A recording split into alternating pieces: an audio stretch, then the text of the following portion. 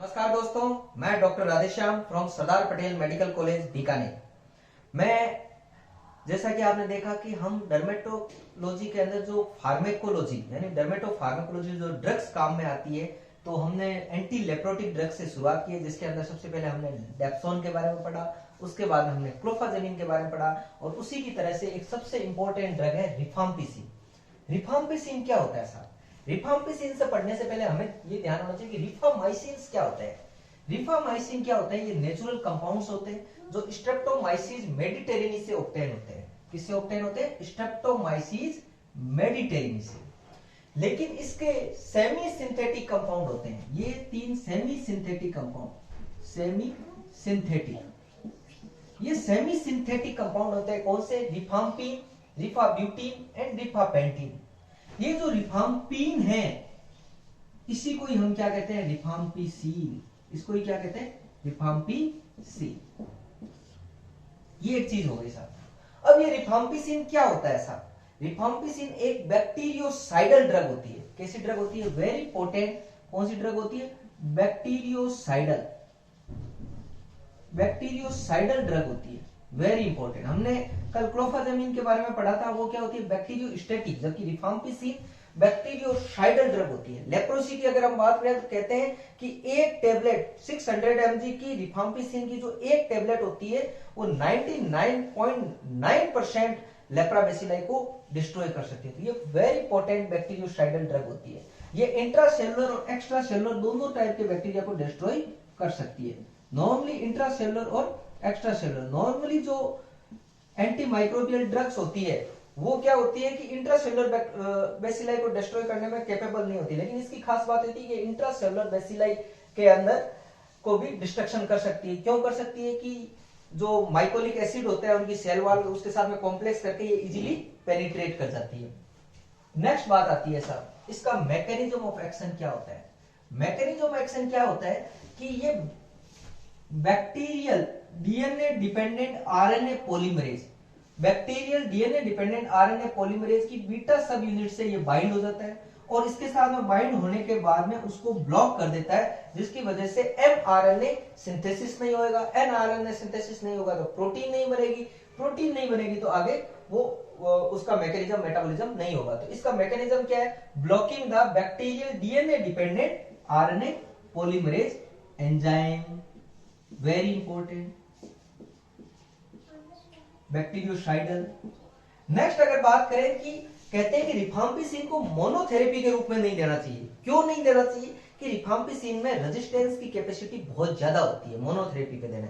तो इसीलिए हम देखते हैं कि ट्यूबरकुलोसिस के अंदर भी इसको एटीटी के फॉर्म में देते हैं, एमबीएमडीटी के रूप में लेप्रोसी में देते हैं। तो मोनोथेरेपी के रूप में नहीं देना होता है। इसका रेजिस्टेंस क्यों होता है? जीन होती है रेपोबी जीन, इस जीन के अंदर म्यूटेशन हो जाता है। अब इस जीन के अंदर म्यूटेशन हो जाता है तो क्या होता है कि ये रिफाम्पिसिन काम नहीं आती है। ये रेपोबी जो जीन होती है ये क्या करती है? इसको इनकोड करती है, इस एंजाइम को एनकोड करती है। कौन से एंजाइम को? बीटा सब unit of bacterial DNA dependent RNA polymerase. अब इस एंजाइम के अंदर चेंजेस हो गए, तो इस एंजाइम के अंदर चेंजेस हो गए तो क्या हुआ कि ये इसके साथ में जुड़ नहीं पाएगी, जुड़ नहीं पाएगी तो एमआरएनए का सिंथेसिस ब्लॉक नहीं होगा, ब्लॉक नहीं होगा तो इसका जो एंटी माइक्रोबियल एक्शन है वो नहीं होगा। तो ये वेरी इंपॉर्टेंट, कौन सी जीन में म्यूटेशन होता है। लेकिन मैंने अभी कहा था रिफाम्पिसिन को मोनोथेरेपी के रूप में नहीं देते, लेकिन दो जगह इसका मोनोथेरेपी में दे सकते हैं। एक तो नसेरिया मेनिंजाइटिस, नसेरिया मेनिंजाइटिस, और एच इन्फ्लुएंजी के प्रोफाइलैक्सिस में इसको क्वेश्चन आता है, एच इन्फ्लुएंजी के प्रोफाइलैक्सिस में इसको मोनोथेरेपी के रूप में दे सकते हैं। बाकी नॉर्मली ये मोनोथेरेपी के रूप में नहीं दिया जाता है। अब इसका मेटाबॉलिज्म कैसे होता है? ये rapidly absorb from empty stomach. तो ये एम्प्टी स्टोमक से रैपिडली एब्जॉर्ब होता है। तो रिफाम्पिसिन की टेबलेट खाली पेट लेनी चाहिए, एम्प्टी स्टोमक से लेनी चाहिए, खाने से 1 घंटा पहले लेनी चाहिए या 2 घंटे बाद में लेनी चाहिए। इसके अलावा इसका हाफ लाइफ होता है 12 आवर। नेक्स्ट आता है cross the placenta and breast milk. Very important, मैंने कल बताया था कि एंटी लेप्रोटिक जितनी भी ड्रग होती है, डेप्सोन, क्लोफाजेमिन और रिफाम्पिसिन, तीनों प्रेगनेंसी कैटेगरी सी ड्रग होती है। तो लेकिन इसके कोई ऐसे साइड इफेक्ट हमें देखने को नहीं मिले, ज्यादा रिपोर्टेड नहीं है जिसकी वजह से फिटस पे ज्यादा इफेक्ट पड़े। ऐसे साइड इफेक्ट नहीं है। तो इसलिए जो लेप्रोसी के अंदर पेशेंट के अंदर रिफाम्पिसिन, प्रेगनेंसी के अंदर भी रिफाम्पिसिन या एमडीटी और एटीटी को कंटिन्यू रखा जाता है। ये वेरी इंपॉर्टेंट। इसके अलावा very important, it is a very important enzyme inducer. जो लिवर के सीवाईपी एंजाइम होते हैं उसके इंड्यूसर होता है, सीवाईपी एंजाइम का इंड्यूसर होता है। उस एंजाइम का इंडक्शन करने की वजह से ड्रग की क्लियरेंस इंक्रीज हो जाती है, ड्रग की क्लियरेंस इंक्रीज और उस ड्रग का इफेक्ट कम हो जाता है। अब ड्रग का इफेक्ट कम हो जाता है तो ये कौन कौन सी ड्रग में वेरी इंपॉर्टेंट, साइक्लोस्पोरिन पे इफेक्ट डालेगा, ओसीपी। अब आप देख सकते हो ओसीपी का अगर इफेक्ट कम हो गया तो ओसीपी का जो कॉन्ट्रासेप्टिव एक्शन है वो डिक्रीज हो गया। OHG, oral hypoglycaemic drug, oral hypoglycaemic drug जो सल्फोनिल यूरिया होती है उसका इफेक्ट कम हो गया। वारफेरिन एंटीकोगुलेंट का एक्शन कम हो गया। स्टेटिन जो कोलेस्ट्रॉल को कम करने वाली ड्रग्स है उनको इफेक्ट कम हो गया। इसके अलावा ये थियोफाइलिन पे भी इफेक्ट डालती है। तो it is enzyme inducers, very important. Enzyme inducer होने की वजह से ये बहुत सारी ड्रग्स का जो फार्मेकोलॉजिकल एक्शन है वो डिक्रीज कर देती है। तो ये जनरल बात हो गई। नेक्स्ट बात करते हैं इसके साइड इफेक्ट क्या है। Hepatotoxicity, very important. सबसे पहले रिफाम्पिसिन शुरू करने से पहले उसका हम बेसलाइन लिवर फंक्शन टेस्ट करते हैं। बेसलाइन लिवर फंक्शन टेस्ट करने का अगर एबनॉर्मल है तो रिफाम्पिसिन शुरू नहीं करनी चाहिए। अगर कर रहे हो तो उसकी रेगुलर मॉनिटरिंग होनी बहुत जरूरी है। नेक्स्ट इसके अंदर flu like symptom, very important. Rifampicin शुरू करने के बाद में या एटीटी देने के बाद में या एमडीटी देने के बाद में पेशेंट आता है कंप्लेन करके कि उसके यूरिन का कलर ऑरेंज हो गया, orange, reddish orange colour urine.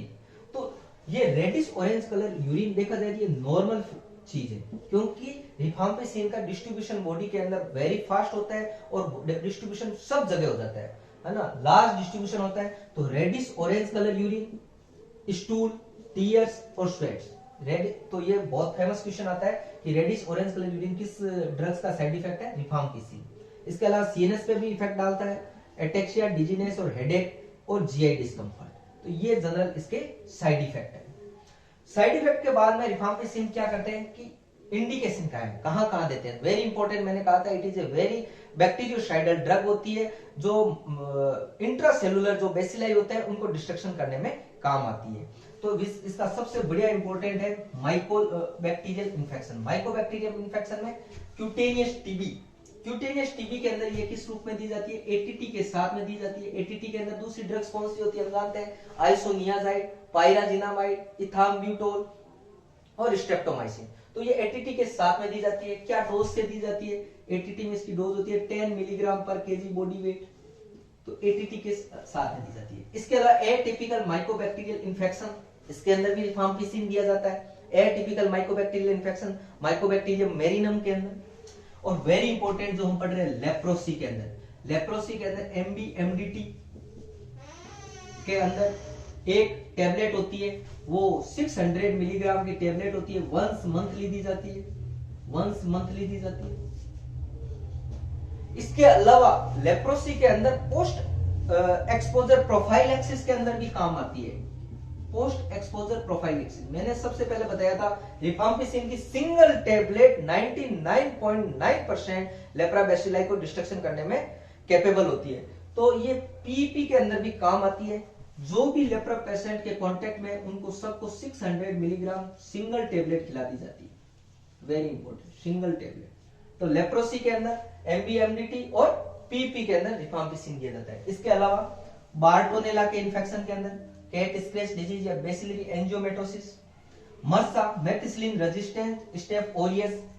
इसके अलावा अदर इंट्रासेलुलर बेसिलाई, लीशमैनियासिस, राइनोस्क्लेरोमा। मैंने पहले भी बताया था नशेरिया मेनिंजाइटिस और एच इन्फ्लुएंजा के अंदर प्रोफाइलैक्सिस में काम आता है, मोनोथेरेपी के रूप में प्रोफाइलैक्सिस, वेरी इंपॉर्टेंट। रिफाम्पिसिन के 3 टाइप के एक्शन होते हैं, एंटी माइक्रोबियल, एंटी इंफ्लामेटरी और इम्यूनोमोड्यूलेटर। ये जो ऊपर वाले पढ़े ये एंटी माइक्रोबियल एक्शन थे। कौन से थे, एंटी माइक्रोबियल, माइक्रोबियल। नीचे वाले 3 जो एक्शन है ये क्या है, anti inflammatory action, anti inflammatory and immunomodulatory action, immunomodulatory action. इसमें क्या होता है साहब, सबसे इंपॉर्टेंट प्रूराइटस। प्रूराइटस में क्या होता है, कौन सी pruritus, pruritus due to chronic biliary cirrhosis.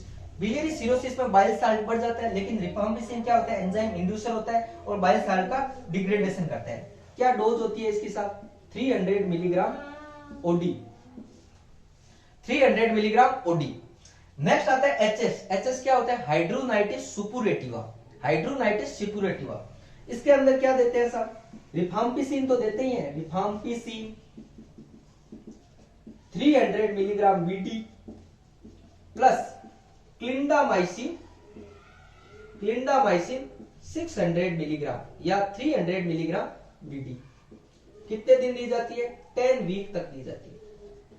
और इसके अलावा थर्ड है सोरियासिस के अंदर भी इम्यूनोमोड्यूलेटरी एक्शन की वजह से इसको 300 मिलीग्राम बीडी दिया जाता है। तो ये सारी चीज रिफाम्पिसिन के लिए ड्रग्स है। रिफाम्पिसिन रिफामाइसिन का सेमी सिंथेटिक फॉर्म होता है और इसके अलावा इसका bacterial DNA dependent RNA polymerase को इनहिबिट करता है। म्यूटेशन रेपोगी जीन की वजह से होता है। एम्प्टी स्टोमक से लिया जाता है। प्रेगनेंसी कैटेगरी सी ड्रग होती है।